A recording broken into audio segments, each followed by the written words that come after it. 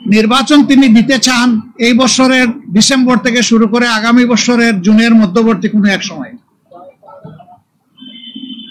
কিন্তু তিনি সুনির্দিষ্ট কোনো রোডম্যাপ দেননি, কোনো মাস সপ্তাহ তিনি ঘোষণা করেননি। এটাকে কেন্দ্র করে বিভিন্ন ধরনের দাবি এই নির্বাচনের রোডম্যাপের ব্যাপারে আছে। আমাদেরও কিছু রিকমেন্ডেশন ছিল, আমরা তার প্রতি সম্মান রেখেই বলেছিলাম যে দায়িত্ব আমরা সবাই মিলে তাকে দিয়েছি, তিনি চেয়ে নেননি এবং তিনি দলের পক্ষ থেকেও নির্বাচিত কোনো দায়িত্বশীল নেতা নন, বরঞ্চ তিনি জনগণের ঐক্যমতের ভিত্তিতে এই জায়গাটায় একটা গুরুবার তিনি গ্রহণ করেছেন। তাকে আমরা তার সম্মান বজায় রেখে দেশের স্বার্থটা তিনি দেখবেন, সেটা আমরা সবসময় বলে আসছি। আমরা আজকে ওই ব্যাপারে কথা বলেছি, আমরা বলেছি দুইটা বিষয় স্পষ্ট করা দরকার। একটা, নির্বাচনটা কখন হবে, আপনি যে সময়সীমা দিয়েছেন এর ভিতরেই জনগণের কোনো ধরনের বড় ভোগান্তি না হয়ে একটা কমফোর্টেবল টাইমে এই নির্বাচনটা হওয়া উচিত আমরা মনে করি। আর 2 নম্বর, আমরা বলেছি এই নির্বাচনের আগে অবশ্যই সংস্কার এবং দৃশ্যমান বিচারের কিছু প্রক্রিয়া জনগণের সামনে আসতে হবে। সংস্কার শেষ না করে যদি কোনো নির্বাচন হয়, এই নির্বাচনে জনগণ তাদের প্রত্যাশা পূরণ করতে পারবে না। আবার সংস্কার করা সম্ভব না। মাত্র 5টা সুনির্দিষ্ট বিষয়ে তারা হাত দিয়েছেন, এতটুকু নিষ্পত্তি হওয়া উচিত সন্তোষজনকভাবে।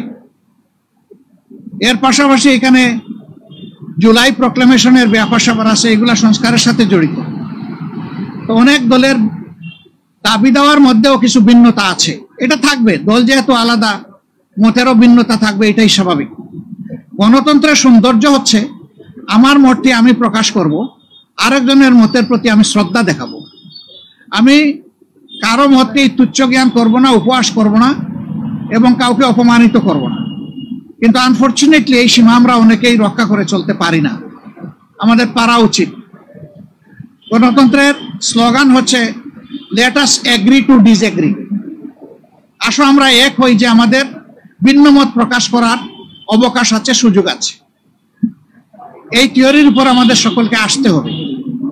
আমরা বিশ্বাস করি সমস্ত দলই দেশকে ভালোবাসে, ভালোবাসার জায়গা থেকে দায়িত্ববোধের পরিচয় দিয়ে আমরা সবাই যদি এগিয়ে আসি এবং আমরা যদি সংস্কার প্রক্রিয়াকে অর্থবহ সহযোগিতা করি, তাহলে একটা অর্থবহ সংস্কারের মধ্য দিয়ে একটা অর্থবহ নির্বাচন নিশ্চিত হতে পারে ইনশাআল্লাহ। আমরা সেই দিনটির অপেক্ষায় আছি।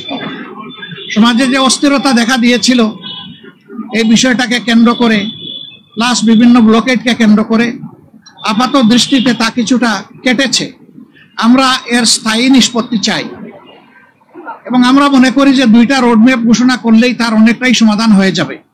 একটা হচ্ছে সংস্কারের রোডম্যাপ, আর একটা হচ্ছে নির্বাচনের রোডম্যাপ। এই দুইটাই অতীব গুরুত্বপূর্ণ বলে আমরা মনে করি। আপনারা আজকে এখানে এসেছেন, আপনারা ইতিমধ্যে বিএনপির বন্ধুরা এসেছেন, তাদের কথা আপনারা শুনেছেন, আমাদের কথা আপনারা ধৈর্য ধরে শুনলেন। এই জন্য আমরা আমাদের পক্ষ থেকে আপনাদের প্রতি কৃতজ্ঞতা জানাই এবং ধন্যবাদ জ্ঞাপন করি। আমি আপনাদের সাথে আমাদের আরো অনেক দেখা হবে, কথা হবে ইনশাআল্লাহ। আজকে আরো হয়তো আপনারা কথা শুনবেন, আরেকটা দল তারা ঢুকেছেন, তারাও বের হলে তারা তাদের কথা বলবেন।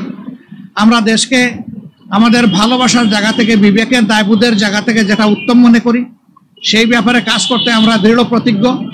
ন্যায় এবং সত্যের পথে আমরা অবিচল থাকব, দেশের স্বার্থটাকে আমরা বড় করে দেখব, এটাই হচ্ছে আমাদের অঙ্গীকার। আপনাদের সবাইকে ধন্যবাদ।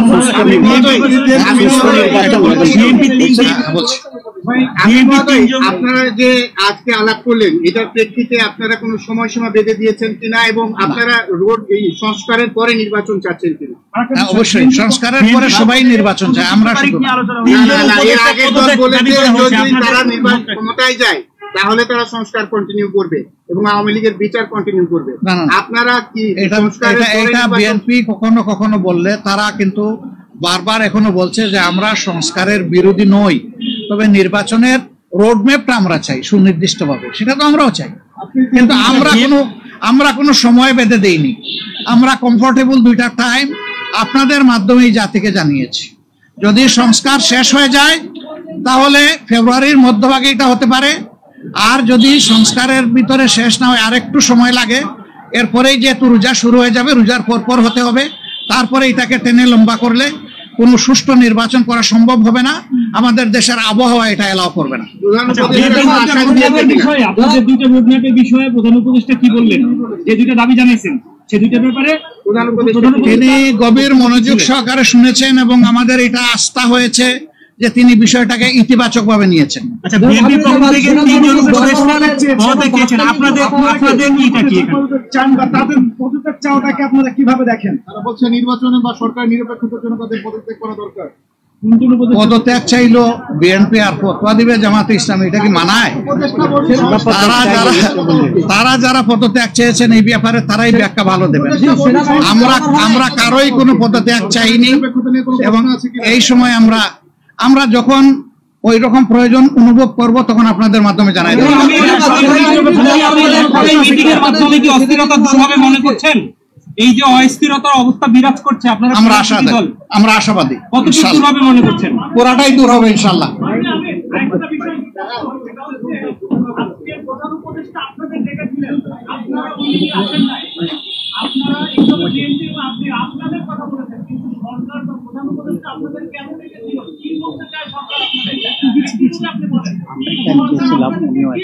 এটা ঠিক, আমাদের ব্যাপার আর বিএনপির ব্যাপারে একরকম না, একটু ডিফারেন্স আছে। আমরা কিন্তু নিজেই চেয়েছি এবং টাইমটা ফিক্স আপ হয়েছে। কালকে আপনারা সংবাদ মাধ্যমে এটা অলরেডি জানতে পেরেছেন। হ্যাঁ, সেটা আমি পরে আসতেছি। ওনার দাওয়াত আমরা পেয়েছি, এটা অস্বীকার করব না, কিন্তু এর আগে আমরাই চেয়েছি এবং আমাদের চাওয়ার প্রেক্ষিতেই আজকে সন্ধ্যা 6টায় এই সময়টা নির্ধারিত হয়েছিল। আমাদের অন্য একটা দলীয় কর্মসূচি থাকার কারণে আমরাই চেয়েছিলাম যে আমাদেরকে আরো 2 ঘন্টা পিছিয়ে দেওয়া হোক। সে আমাদের অনুরোধের প্রেক্ষিতেই 8টা ফিক্স করা হয়েছিল, যদিও 8টায় আমরা শুরু করতে পারি নাই, একটু পরে আমরা শুরু করেছি। উনি ডেকে এইটুকুই বলেছেন, দেশ আমাদের সবার, আমি অবশ্যই অর্থবহ, সুষ্ঠু, স্বচ্ছ একটা নির্বাচন দিতে চাই, আমি যেন তেন কোনো নির্বাচন দিতে চাই না। এবং তিনি আমাদের কথা মনোযোগভাবে শুনেছেন আর বলেছেন যে আপনাদের পরামর্শগুলা আমি প্রয়োজন মনে করি, আপনারা যে পরামর্শ দেবেন অবশ্যই আমি এগুলা কনসিডারেশন নেব, অন্যদের কথা আমি শুনবো এবং আগামী কালকেও তিনি আরো অনেকগুলা দলকে দাওয়াত দিচ্ছেন। Follow us on Facebook, subscribe our YouTube channel, get the latest update on www.daily-sun.com.